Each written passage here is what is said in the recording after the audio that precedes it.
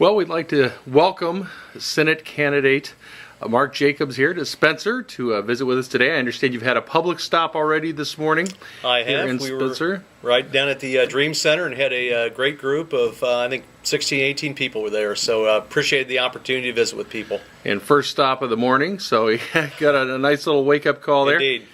Talk a little bit about yourself. Tell our viewers a little bit about Mark Jacobs. Well, the most important thing to know about me is that I'm a business guy. I have never held any political office before. I've never run for any office before. But I care very deeply about this country, very concerned that we're on the wrong track. When I see a statistic like the fact that the number of families required to live on food stamps has nearly doubled in the last 5 years, that's a clear sign to me that that opportunity to live the American dream is not working for a lot of families. And that's the very principle that has made America the great country it is today. And people look to our elected leaders in Washington for answers and solutions, and instead what they see is bitter partisanship and bickering and people incapable of solving problems. From a personal level, I grew up in Des Moines, born and raised there. My dad started a small family business in 1958, 4 years before I was born, that sold office equipment. So I had the benefit of growing up around the family business, and had jobs growing up first as a paper boy. So on cold, snowy mornings like this, it brings back a lot of memories of getting up at 3:30 to trudge through snow and deliver newspapers. And then in high school, I had a job at the Hy-Vee Deli, and I worked the night shift. And as I figured out pretty quickly, what that really meant was that I got to scrub the pots and pans that they dirtied up during the day shift, mop the floors, and make sure everything was clean for the next day. But I took a lot from those experiences. I learned the value of hard work and the value of a dollar through those experiences. You mentioned that you're a businessman and you've never held a political office.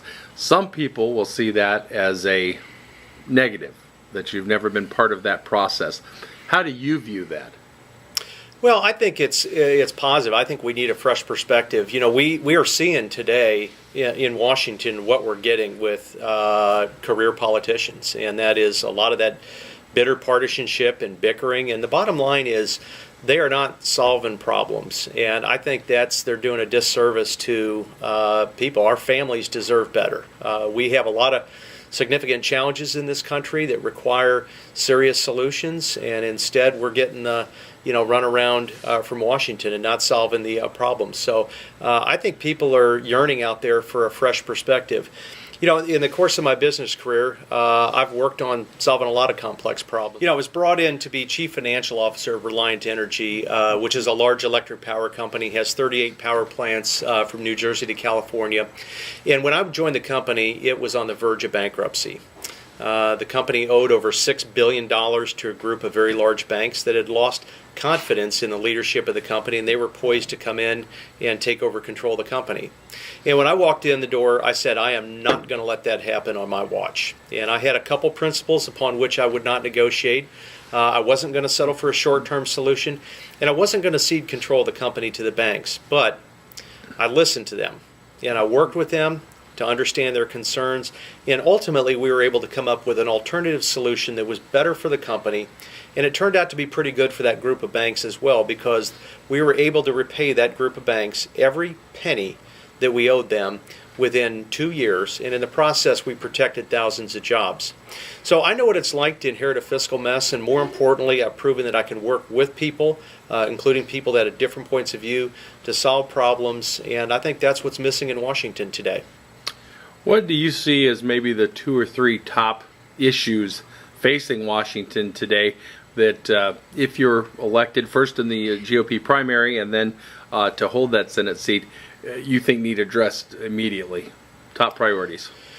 You know, I think the core problem we have in America today is a lack of good jobs.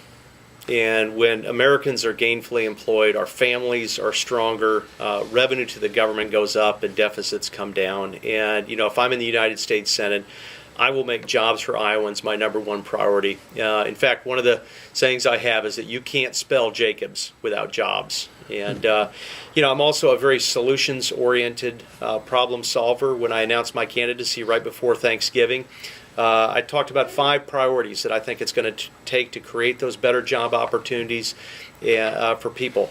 Number one is education. with a particular focus on our community colleges and vocational schools. I had the chance the other day to tour Iowa Lakes Community College and learn about some of the great work that they're doing there.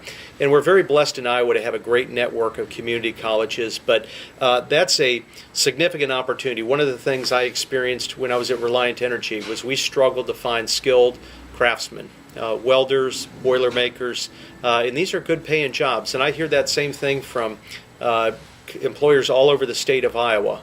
And I think one of the things that we can and should be doing is we should be supporting institutions like Iowa Lakes that provide that training for people, and we should also be providing a helping hand for those individuals who need some assistance to improve themselves, get new skills so that they can get a better paying job.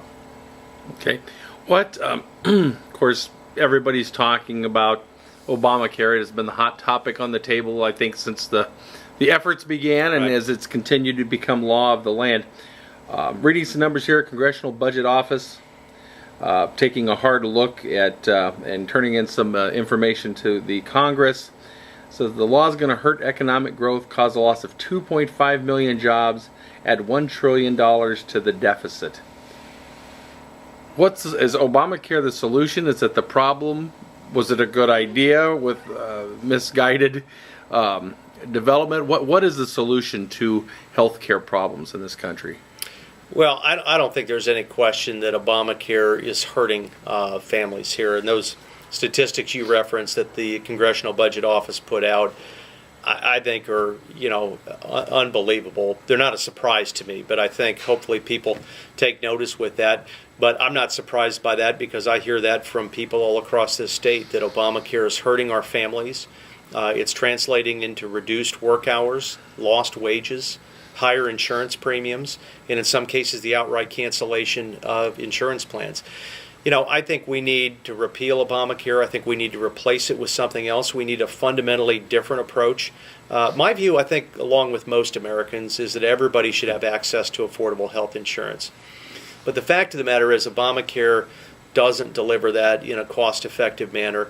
And the other problem it has is it does not go after what I see as the root cause of the problem in the healthcare industry, and that's the continued escalation of costs.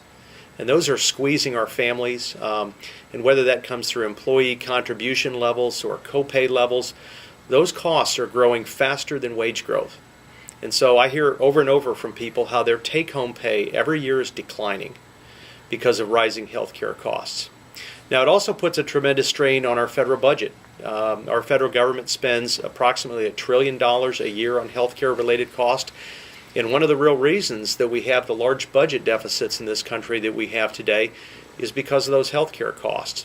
I think what we should be doing is we should be attacking healthcare cost at the provider level by introducing price transparency and consumer choice, principles that we've used in other industries so that consumers can make good cost-benefit trade-off decisions just like they do when they go to the grocery store.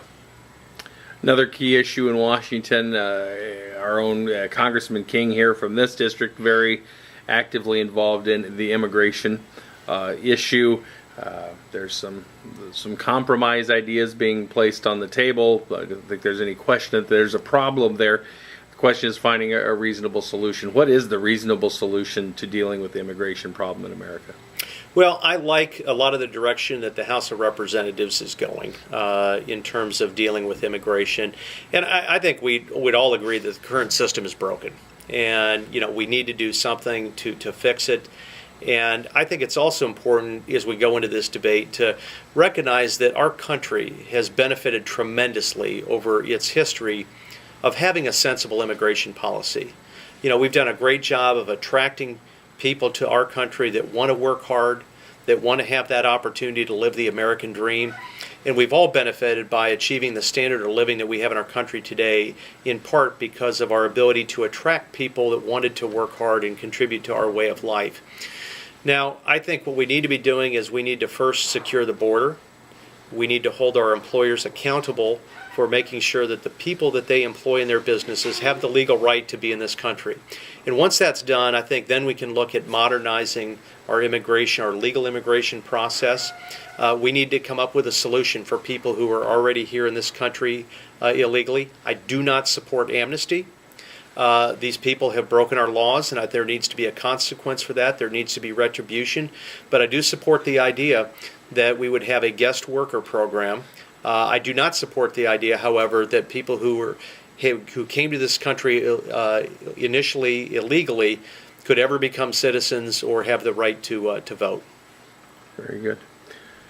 I'm one of those people. Well, as a taxpayer, I'm technically an employer of the government, so to speak, I guess, to use a looser term.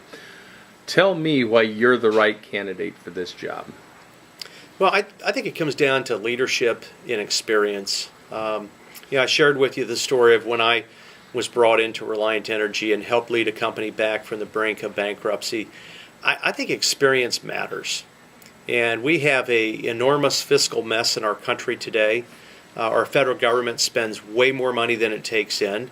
Our national debt is growing by the trillions, it seems like, every month. And we need to get our fiscal house in order. And I think it's important that we send somebody to Washington that has that type of skills. 10 days ago, I was doing the dishes after dinner, and our kitchen sink started backing up. And I told my wife, I said, I can fix this problem. So I got out the plunger and I started plunging away to try to get that clog out. And before you knew it, we had water coming out from pipes underneath the sink. And I'm sure this is a story that sounds familiar to many that try to fix the plumbing problems. But the moral to the story here is that if you have a plumbing problem, you need to call a plumber. And we have a large fiscal mess in Washington, D.C. And I think we need somebody that has the experience and skill set that knows how to work with people to solve those types of problems. And that's how we can get back on the right track. You talked earlier about career politicians. If you're elected to serve in the Senate, your state colleague, Senator Grassley, has been there for a great amount of time. How would you be able to work with Senator Grassley as a quote-unquote career politician, as someone new coming in with the idea that sometimes the career politicians need to take a fresh perspective on things? Right. Well, I think it is important to have a fresh perspective, and I think with Senator Grassley, he does a tremendous job of staying connected with the people of Iowa. I have a lot of admiration and respect for his commitment to visit every county every year, hold town hall meetings. And, I think that's one of the challenges that career politicians have, is losing touch with their constituents. But I think Senator Grassley has really done an extraordinary job of making sure that he stays plugged in with the people of Iowa. That being said, I look very much forward to having the opportunity to work side by side with Senator Grassley, and seeing that his votes on important pieces of legislation that are good for Iowa families are not canceled out, and working with him. So I look forward to that. And I do believe, as I said, there's also benefit from having people that have a fresh perspective, and somebody who can bring some real-world common sense business perspective to Washington is something that's sorely needed. I give you an opportunity here to offer any final comments that you'd like to our viewers. Well, I tell you, it is great to be back in Spencer. It's great to be back in Clay County. This is an incredibly special place for our family. We 25 years ago, surprised my parents on their 40th wedding anniversary. I've got three siblings, and my three siblings, myself, and all of our families, we brought our parents up to Lake Okoboji for a weekend. Now, that was in June, and we had about 55-degree temperatures and a howling northwest wind. So the weather wasn't great, but we had an incredible time, and decided to make that an annual family tradition. So we have been up, this will be our 25th year this year, coming back up to the Iowa Lakes region. We've rented the same house for the last 24 years. It's a 5-bedroom, 2-bath house. This year we had 28 of us there, so it's close quarters, but great times with a family. And it's terrific that my children have an opportunity to be around their aunts and uncles and grandparents and cousins. And as I said, so this is a really, really meaningful place for me, and it's just a real treat for me to have a chance to be here. Well, thank you very much, Mark Jacobs. I appreciate you taking the time to stop by and visit with our viewers. Thank you very much. Happy to have the opportunity.